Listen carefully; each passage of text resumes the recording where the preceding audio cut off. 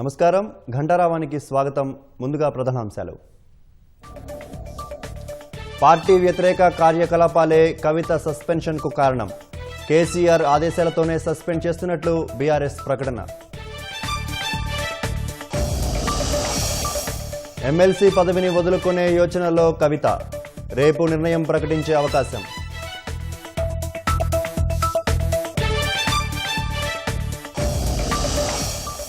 కాళేశ్వరంపై CBI దర్యాప్తుకు ప్రక్రియ వేగవంతం. రాష్ట్రంలో సీబీఐ ప్రవేశానికి ఉన్న అడ్డంకిని తొలగిస్తూ జీవో. 2 రోజుల్లో 14,000 టన్నుల యూరియా వచ్చిందన్న తుమ్మల. మరో వారంలో 27,000 టన్నులు రానుందని వెల్లడి.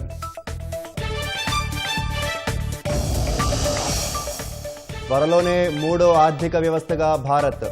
అంచనాలను మించి అన్ని రంగాల్లో రాణిస్తున్నామన్న ప్రధాని.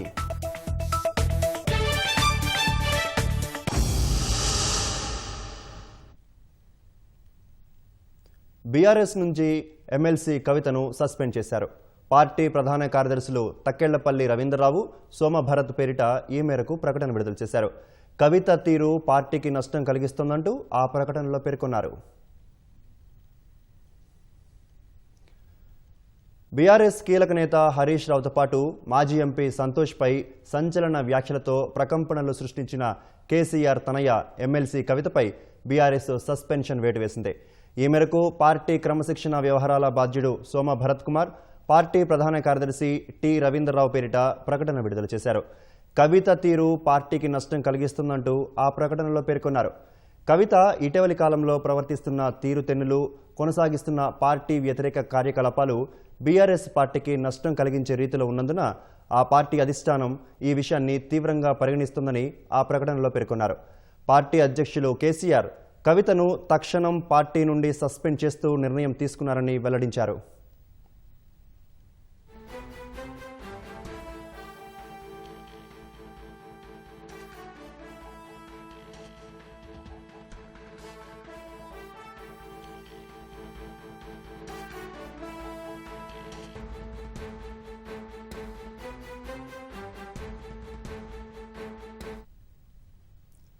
గతంలో అమెరికా పర్యటన నుంచి వస్తూనే బీఆర్ఎస్ పార్టీలో దెయ్యాలు ఉన్నాయని సంచలన వ్యాఖ్యలు చేసిన బీఆర్ఎస్ ఎమ్మెల్సీ కేసీఆర్ కుమార్తె కల్వకుంట్ల కవిత తాజాగా అమెరికా నుంచి వచ్చిన వెంటనే మరోమారు బాంబు పేల్చారు.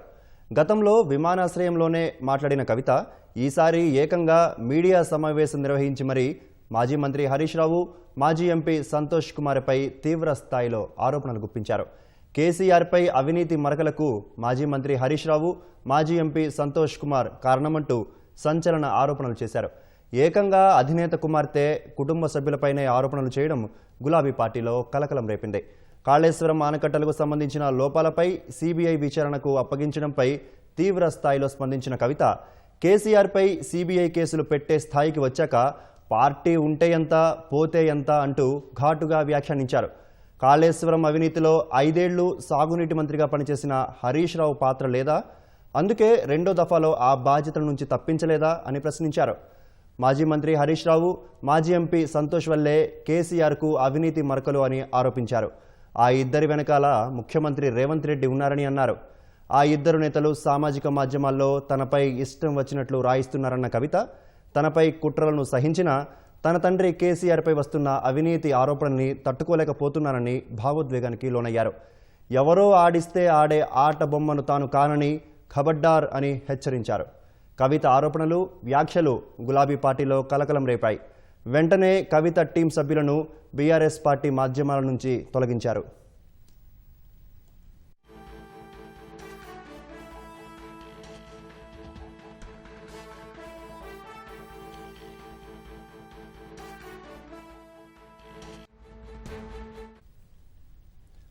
గత కొంతకాలంగా బీఆర్ఎస్ పార్టీతో విభేదిస్తున్న కవిత గతంలోనే కేసీఆర్ చుట్టూ దెయ్యాలున్నాయని వ్యాఖ్యానించారు.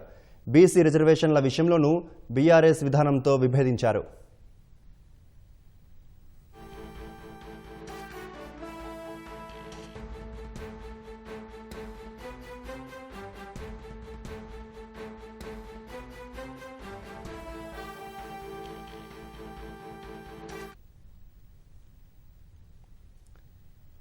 బీఆర్ఎస్ నుంచి సస్పెన్షన్తో రేపు మధ్యాహ్నం 12 గంటలకు ఎమ్మెల్సీ కవిత మీడియా సమావేశం ఏర్పాటు చేశారు.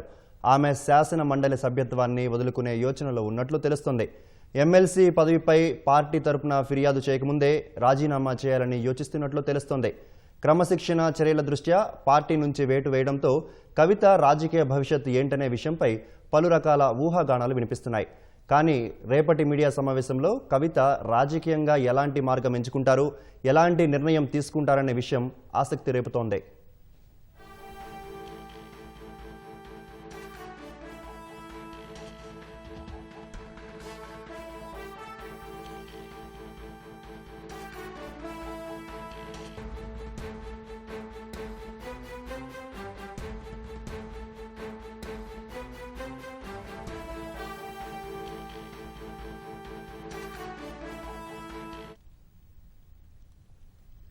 బీఆర్ఎస్లో ఎమ్మెల్సీ కల్వకుంట్ల కవిత అంశం ఆ పార్టీలో అంతర్గత కుటుంబ వ్యవహారమని ఐటీ పరిశ్రమల శాఖ మంత్రి దుద్దిళ్ల శ్రీధర్బాబు అన్నారు.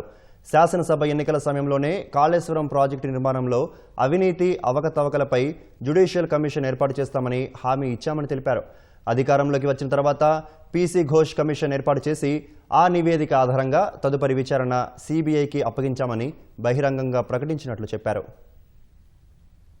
ఇప్పుడు వారి అంతర్గత కుటుంబానికి సంబంధించిన సమస్య ప్రభుత్వంలో ఉన్న పరిధిలో మేము ఆనాడు రాష్ట్ర ప్రజలకు ఇచ్చిన హామీ ఒక జ్యుడిషియల్ కమిషన్ ఏర్పాటు చేస్తామని. జ్యుడిషియల్ కమిషన్ ఏర్పాటు చేసిన తర్వాత వారు ఇచ్చిన నివేదిక ద్వారా ఇంకా కూడా మరి విషయాలు పూర్తి స్థాయిలో లోతుగా అధ్యయనం చేయడానికి ఈరోజు సిబిఐకి ఇవ్వాలని ప్రభుత్వం మరి బాహటంగా బహిరంగంగా కూడా ఒక చర్చ పెట్టి అసెంబ్లీలో అందరి సభ్యులకు అవకాశం ఇచ్చి కాళేశ్వరం ప్రాజెక్టుకు సంబంధించిన అవకతవకల విషయంలో అవకాశం ఇచ్చి ఒక నిర్ణయం తీసుకున్నది.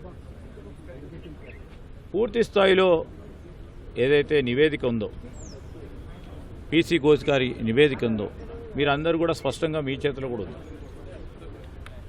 ఎవరు దాంట్లో తప్పు చేసిండ్రు, ఏ విధంగా తప్పు చేసిండ్రు, అధికారులు అనధికారులు ఆనాడున్న మరి ప్రభుత్వానికి సంబంధించిన పెద్దలు ఏ విధంగా తప్పు చేసిండ్రు, తప్పు కారకులు ఎవరు అని వారు స్పష్టంగా చెప్పడం జరిగింది.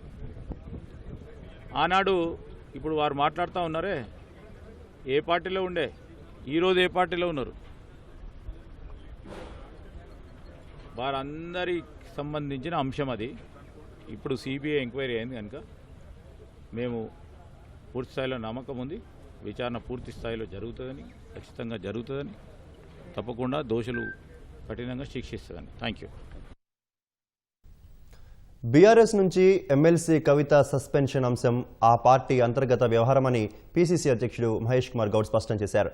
కేసీఆర్ కుటుంబంలో ఆస్తులు వాటాలకు సంబంధించి తగాదాలు ఉన్నాయని గతంలోనే చెప్పారని, ఆ వివాదాలే సస్పెన్షన్కు దారితీసుండొచ్చని అభిప్రాయపడ్డారు. కవిత గారి సస్పెన్షన్తో కాంగ్రెస్ పార్టీకి సంబంధం లేదు. ఇది ప్యూర్లీ బీఆర్ఎస్ పార్టీ యొక్క ప్రైవేట్ అఫైరు. వారు పార్టీలో జరిగినటువంటి అంశం మీద మేము స్పందించము. నేను గతంలో చెప్పినట్టుగా కేసీఆర్ కుటుంబంలో ఆస్తుల తగాదా ఉంది, వాటాల తగాదా ఉంది. అది సస్పెన్షన్ వరకు దారి తీసుండొచ్చు. ఏది ఏమైనా బీఆర్ఎస్ పార్టీలో జరిగినటువంటి వ్యవహారం మీద మేము స్పందించము. ఎవరికి అనుకూలంగా మాట్లాడినారో మీ అందరు చూసినారు. కొందరు కవిత వెంట ఉన్నారని, ఫలానా వాళ్ళు ఉన్నారని, లేక హరీష్ రావు కేటీఆర్ సంతోష్ వెనక ఫలానా వాళ్ళ వెనక ఉండాల్సిన అవసరం మాకేముంది? మేము ప్రభుత్వం నడుపుతా ఉన్నాం, ప్రజల ఆకాంక్ష కనుక నడుపుతా ఉన్నాం, ప్రజలు మా వెంట ఉన్నారు, మేము ప్రజల వెంట ఉన్నాం. ఎవరినో వత్తాసు పలకాల్సిన అవసరం కాంగ్రెస్ పార్టీకి ముఖ్యమంత్రికి అంతగానా లేదు. ఇలా అవినీతి పరులంతా కూడా సమాన దూరంలో పెడతాము. కేసీఆర్ కుటుంబం అంతా కూడా అవినీతితో కూరుకుపోయి ఉన్నది. అవినీతిలో వచ్చిన వాటా పంపకాల తగాదాలు వస్తూ ఉన్నాయి. ఆ తగాలతో మాకేం సంబంధము? ఎవరికి అనుకూలంగా మాట్లాడలేదు. వారి తగాదాలు వారు తీసుకునే పరిస్థితిలో బిజీ ఉన్నారు. కాంగ్రెస్ పార్టీ ఏ అవినీతి పరుణ్ణి కానీ అవినీతి పరురాలని కానీ వెనక వచ్చే పరిస్థితి ఉండదు. ఇప్పుడు అవసరమే లేదు. కాళేశ్వరం ఆనకట్టలపై నిష్పాక్షపాతంగా సీబీఐ విచారణ జరగాలని బీజేపీ ఎంపీ లక్ష్మణ్ అన్నారు. అవినీతి జరిగినట్లు కేసీఆర్ కుమార్తె కవితనే వెల్లడించిందన్న ఆయన, అవసరమైతే ఆమె దగ్గర సమాచారం తీసుకోవాలని ప్రభుత్వాన్ని కోరారు. కాళేశ్వరం ప్రాజెక్టులో భాగంగా మేడిగడ్డలో 3 పిల్లర్లు కూలిపోతే బీఆర్ఎస్ 3 ముక్కలైందని ఎద్దేవా చేశారు. అవినీతి పరులకు బీజేపీలో చోటు లేదన్న ఆయన కాళేశ్వరంలో జరిగిన అవినీతిపై ప్రభుత్వం ఇన్నాళ్లు ఎందుకు కాలయాపన చేసిందని ప్రశ్నించారు. వెంటనే ప్రభుత్వం సీబీఐకి ఆధారాలు ఇచ్చి విచారణకు సహకరించాలని లక్ష్మణ్ డిమాండ్ చేశారు. మొన్న కాళేశ్వరం కూలింది, నిన్న బీఆర్ఎస్ కూలింది. మేడిగడ్డలో 3 పిల్లర్లు కుంగిపోతే ఇప్పుడు బీఆర్ఎస్ పార్టీ 3 ముక్కల పరిస్థితికి వచ్చింది. ఇప్పటికైనా రేవంత్ రెడ్డి గారు మీ దగ్గర ఉండే ఆధారాలు సిబిఐకి పూర్తిగా మీరు అందజేసి నిష్పక్షపాత వైఖరికి విచారణ జరిగేదానికి దోషులకు కఠినంగా శిక్ష విధంగా పడే విధంగా ఈ యొక్క దర్యాప్తు జరగాలి. అవసరమైతే వీరి దగ్గర ఉన్న సమాచారాన్ని కూడా సేకరించి సిబిఐకి సమర్పించాల్సిన బాధ్యత ప్రభుత్వం మీద ఉన్నది. కాళేశ్వరం ప్రాజెక్టుపై సీబీఐ దర్యాప్తు కోసం ప్రక్రియను రాష్ట్ర ప్రభుత్వం వేగవంతం చేసింది. రాష్ట్రంలో సీబీఐకి ప్రవేశానికి ఉన్న అడ్డంకిని తొలగిస్తూ ప్రభుత్వం జీవో జారీ చేసింది. 2022లో అప్పటి ప్రభుత్వం తెలంగాణలో సీబీఐకి ప్రవేశం నిషేధిస్తూ నిర్ణయం తీసుకుంది. కాళేశ్వరం ప్రాజెక్టుపై దర్యాప్తును సీబీఐకి అప్పగించాలని నిర్ణయించినందున ఆ ఆంక్షల నుంచి మినహాయింపిస్తూ రాష్ట్ర హోంశాఖ ఉత్తర్వులు జారీ చేసింది. కాళేశ్వరం ప్రాజెక్టు నిర్మాణ లోపాలపై ఎన్డీఎస్ఏ పీసీ ఘోష్ కమిషన్ విచారణ జరిపినట్లు జీవోలో తెలిపింది. పీసీ ఘోష్ కమిషన్ నివేదికపై చర్చించి విచారణను సీబీఐకి అప్పగించాలని అసెంబ్లీ తీర్మానం చేసిందని జీవోలో పేర్కొన్నారు. ప్రణాళిక, డిజైన్, నాణ్యత, నిర్మాణ లోపాల మూలంగా రాష్ట్ర ఖజానాకు భారీగా గండిపడిందన్నారు. కేంద్ర ప్రభుత్వ సంస్థల ప్రమేయంతో పాటు అనేక అంశాలు ఇమిడి ఉన్నందున సీబీఐ దర్యాప్తే అవసరమని అసెంబ్లీ నిర్ణయించిందన్నారు. కాబట్టి కాళేశ్వరం ప్రాజెక్టుకు సంబంధించిన దర్యాప్తు కోసం రాష్ట్రంలో ఎవరినైనా ఏ విషయంపై అయినా విచారణ జరపొచ్చని ప్రభుత్వం పూర్తిగా సహకరిస్తుందని జీవోలో పేర్కొన్నారు. జీవో ప్రతిని సీబీఐ హైదరాబాద్ జోనల్ కార్యాలయానికి ప్రభుత్వం పంపించింది. జీవో అందినట్లు సీబీఐ అధికారులు ఎండార్స్ చేశారు.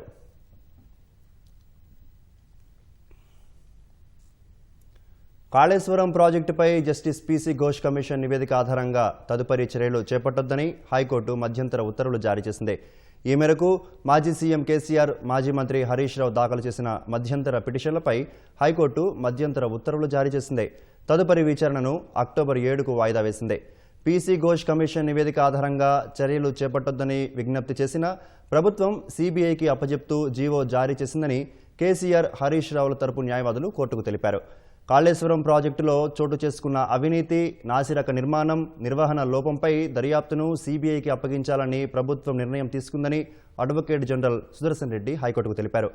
పీసీ ఘోష్ కమిషన్ నివేదికపై హైకోర్టులో విచారణ జరుగుతున్న సందర్భంలో ప్రభుత్వం సీబీఐకి అప్పజెప్పిందని హరీష్ రావు తరపు న్యాయవాది కోర్టుకు తెలిపారు. కాళేశ్వరం నిర్మాణంలో లోపాలపై ఇప్పటికే ఎన్డీఎస్ఏ నివేదిక ఇచ్చిందని, దాని ఆధారంగా సీబీఐ దర్యాప్తుకు ప్రభుత్వం ఆదేశించిందని ఏజీ కోర్టుకు తెలిపారు. కాళేశ్వరం కమిషన్ నివేదిక ఆధారంగా సీబీఐ దర్యాప్తు చేయడం లేదని ఏజీ వివరించారు. ప్రభుత్వం జారీ చేసిన జీవోలో పీసీ ఘోష్ కమిషన్ ప్రస్తావన ఉందని హరీష్ రావు తరపు న్యాయవాది వాదించారు. ఇరువైపులా వాదనలు విన్న హైకోర్టు పీసీ ఘోష్ కమిషన్ నివేదిక, అందులోని సిఫార్సుల ఆధారంగా తదుపరి చర్యలు చేపట్టదని హైకోర్టు మధ్యంతర ఉత్తర్వులు జారీ చేసింది. మధ్యంతర పిటిషన్లపై కౌంటర్లు దాఖలు చేయాలని ఏజీని ఆదేశిస్తూ తదుపరి విచారణను వచ్చే నెల 7కు వాయిదా వేసింది.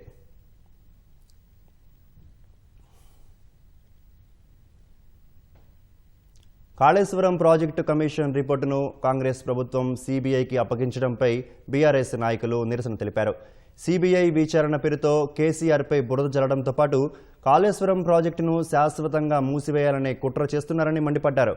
ఈ మేరకు సిద్దిపేట జిల్లా రంగనాయక సాగర్పై 100 మీటర్ల బ్యానర్ను బీఆర్ఎస్ పార్టీ శ్రేణులు ప్రదర్శించారు.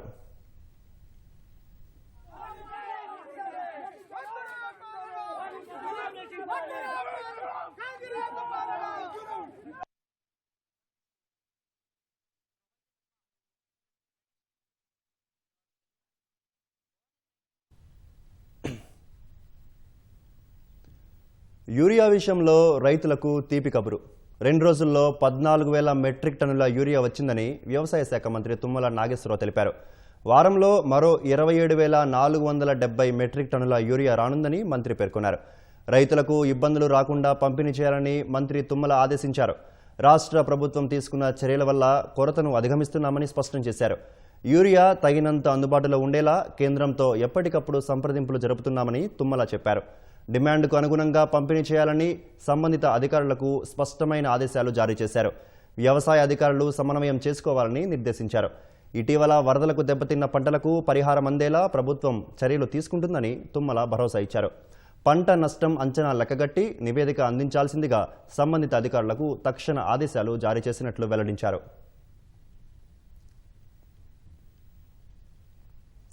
ప్రముఖ వస్త్ర తయారీ సంస్థ కీటెక్స్ వరంగల్ కాకతీయ మెగా టెక్స్టైల్ పార్కులోని కొత్త యూనిట్లో వాణిజ్య ఉత్పత్తిని అధికారికంగా ప్రారంభించింది. ఈ పరిణామంపై బీఆర్ఎస్ కార్యనిర్వాహక అధ్యక్షుడు కేటీఆర్ హర్షం వ్యక్తం చేశారు. ఇది రాష్ట్ర పారిశ్రామిక ప్రగతిలో చరిత్రాత్మక ఘట్టమన్నారు. ఈ వార్త తనకు ఎంతో ఆనందాన్ని ఇచ్చిందని ట్విట్టర్లో పోస్టు చేశారు. ప్రపంచమంతా కరోనా మహమ్మారితో పోరాడుతున్న క్లిష్ట సమయంలో కీటెక్స్ అధినేత సాబు జాకబ్తో జరిపిన వాట్సాప్ చర్చలు ఇంకా గుర్తున్నాయన్నారు. కేరళ నుంచి కీటెక్స్ను రాష్ట్రానికి రప్పించడానికి చేసిన ప్రయత్నం ఇంకా కళ్ల ముందే కనిపిస్తుందని పేర్కొన్నారు. కీటెక్స్తో వందలాది తెలంగాణ యువతకు ఉద్యోగాలు లభిస్తాయని తన నమ్మకం వృధా కాలేదన్నారు. వాణిజ్య ఉత్పత్తి ప్రారంభించిన కీటెక్స్ యాజమాన్యానికి ఉద్యోగులకు హృదయపూర్వక శుభాకాంక్షలు తెలిపారు. రాష్ట్ర వ్యాప్తంగా పెండింగ్లో ఉన్న 8,000 కోట్ల రూపాయల స్కాలర్షిప్లను విడుదల చేయాలని ఎస్ఎఫ్ఐ డిమాండ్ చేసింది. ఫీజు రియంబర్స్మెంట్ బకాయిలు వెంటనే చెల్లించాలని డిమాండ్ చేస్తూ ధర్నా చేశారు. నినాదాలు చేస్తూ మినిస్టర్ క్వార్టర్స్ వైపు దూసుకెళ్లిన విద్యార్థులను పోలీసులు అడ్డుకొని అదుపులోకి తీసుకున్నారు. అరెస్టు చేసిన ఎస్ఎఫ్ఐ కార్యకర్తలను బోలారం పోలీస్ స్టేషన్కు తరలించారు. మహబూబ్ నగర్లో స్కాలర్షిప్లపై విద్యార్థులు మహా ప్రదర్శన నిర్వహించారు. ఎస్ఎఫ్ఐ ఆధ్వర్యంలో వివేకానంద డిగ్రీ కళాశాల నుంచి తెలంగాణ చౌరస్తా వరకు ర్యాలీ నిర్వహించారు. 2019 నుంచి 2020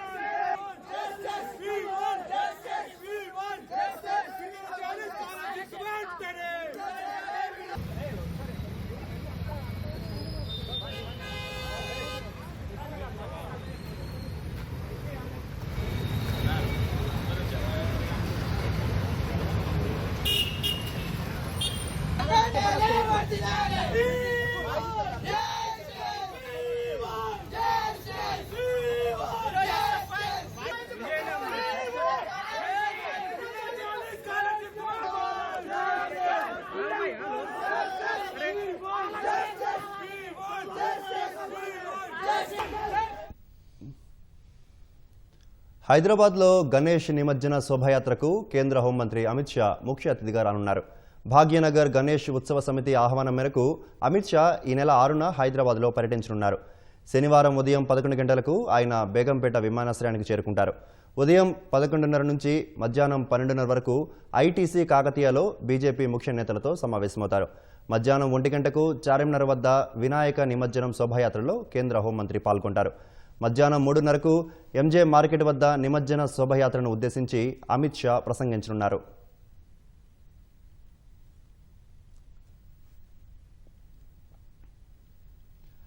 లండన్లో జరిగిన రోడ్డు ప్రమాదంలో హైదరాబాద్కు చెందిన 2 యువకులు మృతి చెందారు. వినాయక నిమజ్జనానికి వెళ్లి వస్తుండగా 2 కార్లు ఢీకొని ప్రమాదం జరిగింది. ఈ దుర్ఘటనలో నాదర్ గూల్కు చెందిన తర్రే చైతన్య యాదవ్ అక్కడికక్కడే మృతి చెందగా బోడుప్పల్కు చెందిన రాపోలు రిషితేజ ఆసుపత్రిలో చనిపోయాడు. మరో 5గురికి రాయల్ లండన్ ఆసుపత్రిలో చికిత్స అందిస్తున్నారు. వారిలో 2 పరిస్థితి విషమంగా ఉన్నట్లు తెలుస్తోంది. చికిత్స పొందుతున్న వారిలో సాయి గౌతమ్, నూతన్, యువతేజరెడ్డి, వంశీ, వెంకట సుమంత్ ఉన్నారు. వీరంతా ఉన్నత విద్యను అభ్యసించేందుకు లండన్ వెళ్లారు.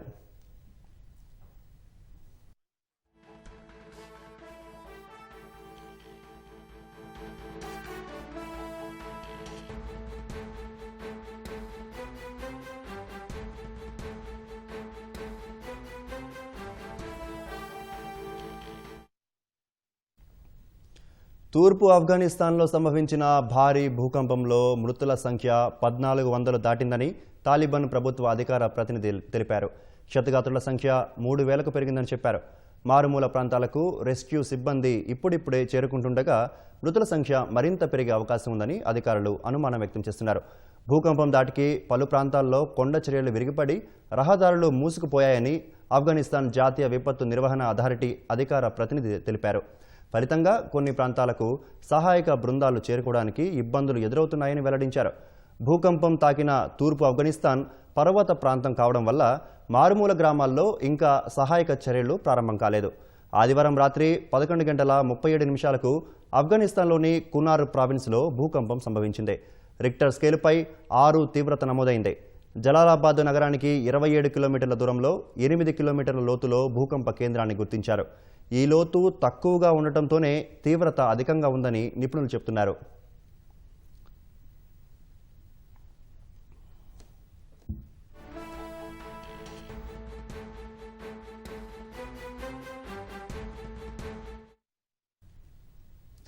ఖైరతాబాద్ గణనాథుణ్ణి దర్శించుకునేందుకు భక్తులు పెద్ద ఎత్తున తరలివచ్చారు. మరింత సమాచారం మా ప్రతినిధి అనుష ప్రత్యక్ష ప్రసారం ద్వారా అందిస్తారు. శ్రీ విశ్వశాంతి మహాశక్తి గణపతిగా దర్శనమిస్తున్న ఖైరతాబాద్ గణేశుడి వద్ద అయితే భక్తుల రద్దీ కొనసాగుతుంది. ఈ రోజుకి 7 రోజులు అయినప్పటికీ కూడా మొదటి రోజు నుంచి కూడా ఇప్పటి వరకు కూడా అదే రద్దీ కొనసాగుతూనే ఉంది. సో ఆదివారం మరింత ఎక్కువగా ఉన్నప్పటికీ కూడా సో మొదటి రోజు నుంచి ఇప్పటి వరకు కూడా ప్రతిరోజు 1 లక్ష నుంచి 2 లక్షల వరకు అయితే భక్తులు వచ్చి దర్శించుకుంటున్నారు. అయితే వర్షం వచ్చినప్పటికీ కూడా ఏమాత్రం తగ్గట్లేదు. మొదటి రోజు నుంచి కూడా వర్షం తాకిడి అదే విధంగా ఉన్నప్పటికీ ఏమాత్రం కూడా భక్తులు అయితే తగ్గట్లేదు. సో ఈ ఏడాది 71 ఏళ్ళు పూర్తి చేసుకున్న సందర్భంగా శ్రీ విశ్వశాంతి మహాశక్తి గణపతిగా ఖైరతాబాద్ గణేశుడు దర్శనమిస్తున్నాడు. సో ప్రతి ఏటా కూడా ఈ గణనాథుని దర్శించుకోవడానికి వివిధ ప్రాంతాల నుంచి దేశవ్యాప్తంగా ఉన్న ప్రజలు కూడా వచ్చి ఈ గణనాథుని దర్శించుకుంటారు. ఒక్కసారైనా వచ్చి ఈ మహాదేవుని చూడాలనేది కనులారా చూడాలని అయితే వస్తుంటారు. సో ఈ నేపథ్యంలోనే చాలా వరకు అయితే ప్రజలు వచ్చి దేవదేవుని దర్శించుకుంటున్న పరిస్థితి ఉంది. సో 5th డే నుంచి నిమజ్జనాలు ఎక్కువ జరుగుతాయి కాబట్టి సో ఈ 5th డే నుంచి అయితే ఈ రద్దీ మరింత పెరిగిందని చెప్పవచ్చు. ఎందుకంటే అక్కడ నిమజ్జనాలు పూర్తి చేసుకొని వచ్చి ఇక్కడ దర్శించుకుంటున్న వాళ్ళు ఎంతో మంది ఉన్నారు. సో ఖైరతాబాద్ మెట్రో స్టేషన్ నుంచి ప్రధాన క్యూ లైన్ ఒకటైతే ఉంది. సో అక్కడి నుంచి కూడా మొదలు పెడితే ఇక్కడ దర్శించుకొని మళ్ళీ వెంటనే ఈ ట్యాంక్ బండ్ ప్రాంతాలకు వెళ్ళి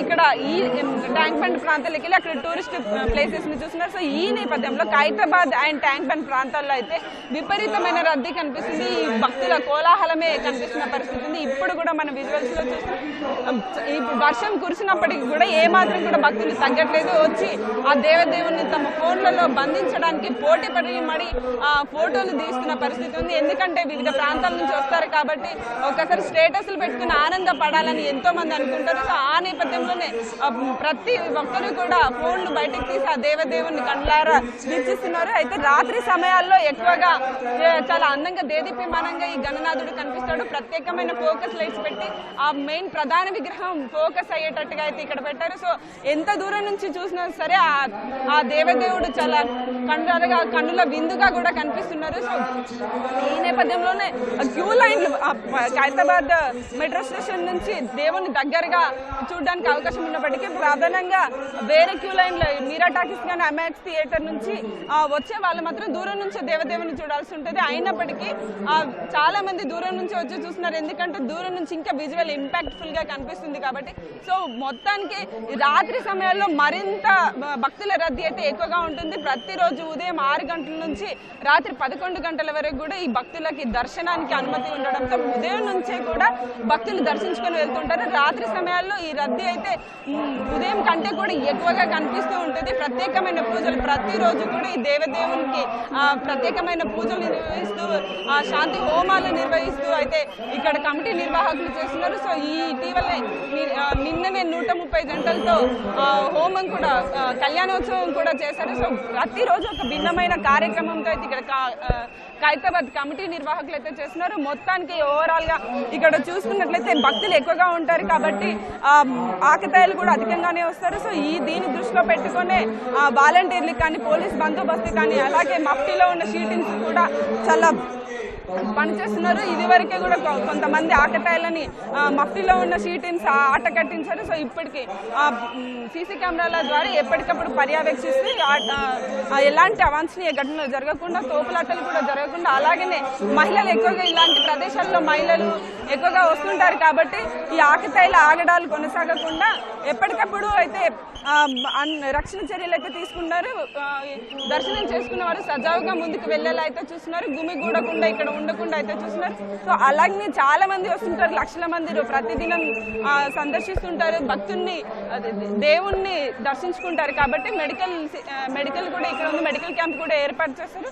సో మెడికల్ ఎమర్జెన్సీ ఏమైనా ఏదైనా వస్తే వెంటనే ఇక్కడ చికిత్స అందేలా అయితే ఇక్కడ చూస్తున్నారు. అలాగే వాటర్ ఫెసిలిటీ, వాటర్ క్యాంప్ని కూడా ప్రత్యేకంగా ఏర్పాటు చేసి వాటర్ ఫెసిలిటీ కూడా ఇక్కడ ఏర్పాటు చేశారు. అలాగే ప్రతిరోజు కమిటీ నిర్వాహకులు చెప్పిన ప్రకారం ప్రతిరోజు 20,000 మందికి అయితే ప్రసాద వితరణ అయితే జరుగుతుంది. సో మొత్తానికి ఓవరాల్ ఎటు చూసినా సరే కనీసం ఇక్కడ అన్ని ఫెసిలిటీస్ అయితే ఏర్పాటు చేస్తారు. భక్తులు వచ్చి సజావుగా ఆ దేవదేవుని దర్శించుకునేందుకు అయితే వీళ్ళకి అన్ని రకాల ఏర్పాటు చేస్తారు. ఇప్పటి వరకు అయితే మొదటి రోజు నుంచి 7వ రోజు వరకు కూడా ఎలాంటి అవాంఛనీయ ఘటనలు జరగకుండా అయితే చాలా ప్రశాంతమైన వాతావరణంలో ఖైరతాబాద్ గణేశుడి దర్శనాలు అయితే ఉన్నాయి. ఇంకా మరికొద్ది రోజుల్లో సెప్టెంబర్ 6న ఈ గణనాథుని నిమజ్జనం ఉంటుంది కాబట్టి సో ఈ 5th డే నుంచి కూడా పెరిగిన రద్దీ ఇంకా పెరిగే అవకాశం అయితే ఉంటుంది. ఎందుకంటే ఇది వరకు చూడని వాళ్ళు కూడా వచ్చి ఆ గణేశుని ఆ బొజ్జ గణపయ్యని చూడాలని అనుకుంటారు. సో ఈ నేపథ్యంలో నగర నలుమూలల నుంచి వచ్చిన ప్రజలైతే ఇక్కడికి వచ్చి దేవదేవుని దర్శించుకున్న